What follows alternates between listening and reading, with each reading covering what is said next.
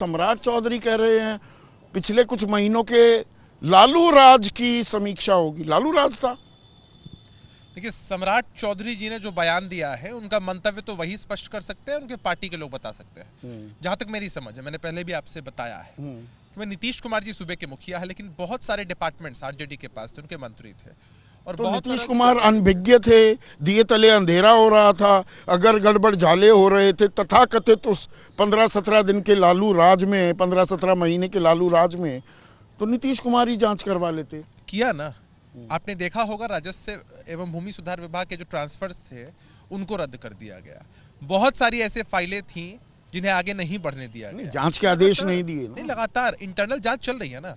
हम कोई public domain में जांच के आदेश देंगे तभी जांच होगी, ऐसा जरूरी थोड़ी है। हमारे पास अगर इनपुट्स आते हैं, सीएम की नजर हर चीजों पर रहती है, इनपुट्स आते हैं, उसके हिसाब से काम होता है।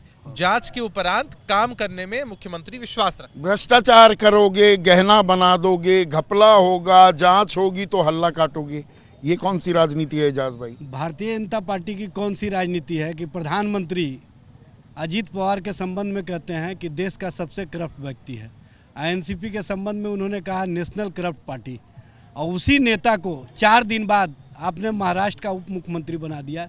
ये कौन सा पैमाना? फाइनेंस मिनिस्टर भी, चक्की पीसिंग वाला खजाना मंत्री हो गया। देखिए, वो तो वहाँ के ऊपर, वहाँ के दाग आपके दाग कैसे छिपाते हैं, मिटाते हैं? प्रधानमंत्री का वक्तव्य और उसके बाद भी डिप्टी चीफ मिनिस्टर, ये कौन सा गहना है, ये भी तो बताते।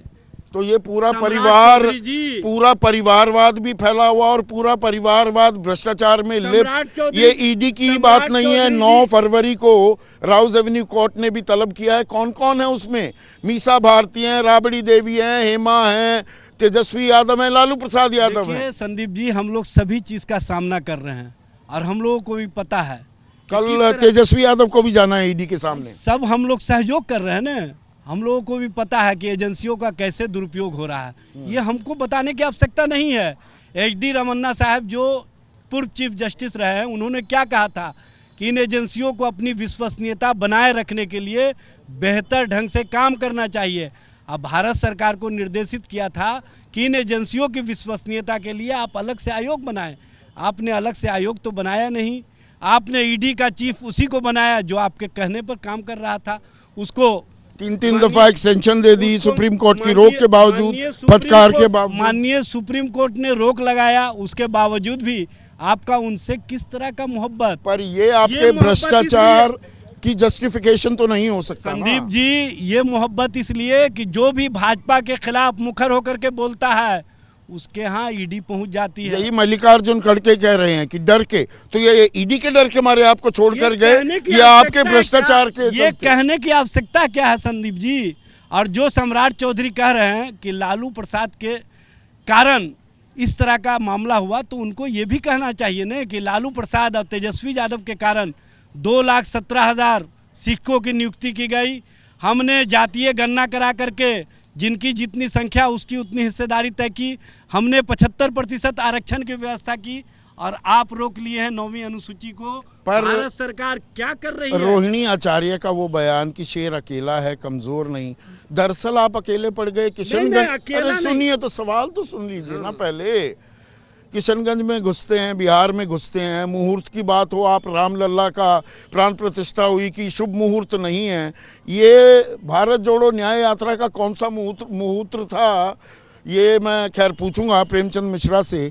लेकिन किशनगंज में ना लालू से पूछताछ को लेकर कोई सवाल, नीतीश का इंडिया को छोड़ जाना कोई सवाल नहीं, वो मणिपुर की बात कर रहे हैं, सामाजिक न्याय की बात कर रहे हैं। संदीप जी, सबको पता है कि एजेंसियों का किस तरह से दुरुपयोग हो रहा है। ये कहने की अब आवश्यकता नहीं, जरूरत ही नहीं। अब देश के आम लोग कहना शुरू कर दिए हैं कि इनके साथ जो रहते हैं भ्रष्टाचारी, वो सदाचारी हो जाते हैं, शिष्टाचारी हो जाते हैं, और जो विपक्ष में होते हैं उनको बदनाम करो और राजनीतिक हित साधो। ये है इनकी नीति। तो सब कहीं अपने आप में चुप्पी भी साध रहे हैं क्या? जैसे ही घड़ी का काटा दोपहर 2:30 पे आए, बबीता जी का दिल सास बहू साजिश के लिए मचल जाए। और ये है इनकी बहू, पूरे दिन ऑफिस की टेंशन हो जाए गॉन जब ये करें अपना फेवरेट शो फ्री टाइम पे ऑन। इनकी तरह आप भी देखिए अपना फेवरेट शो अपने टाइम पर और डाउनलोड कीजिए एबीपी लाइव ऐप अपने स्मार्ट टीवी पर।